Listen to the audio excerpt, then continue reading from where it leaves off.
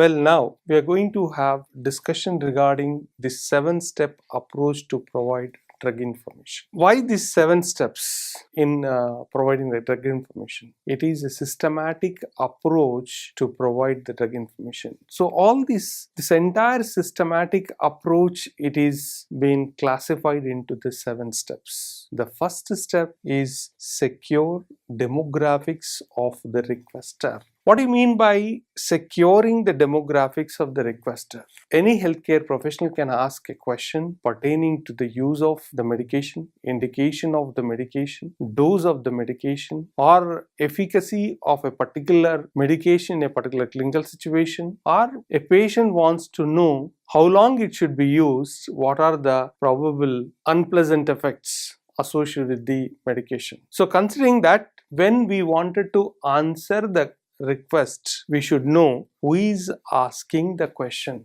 Is the question being asked by a consultant, or by a junior doctor, or by a postgraduate medical student, or an intern, or a medical student, or a nursing staff, or another pharmacist, or a patient? So once we know their demography, it becomes easy for us to provide the amount of information looking at their demography. For example, if it is a consultant may not be interested in just knowing about the indication of the medication, which is already he is well aware about it, but probably he is more interested in the review of the efficacy, what is being published in various peer-reviewed journals. So that review, it gives more information in order to tailor in order to optimize the therapy in a particular clinical situation. So that is where the consultant may be interested. Whereas a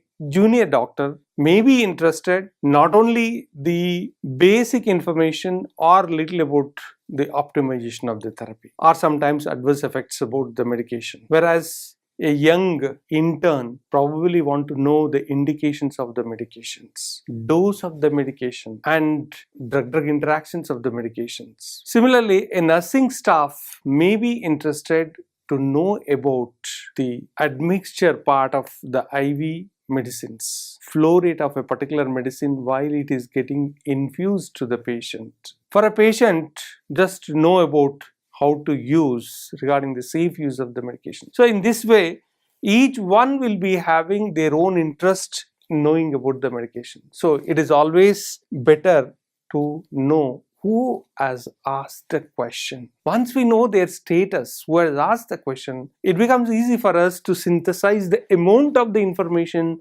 what the requester wanted.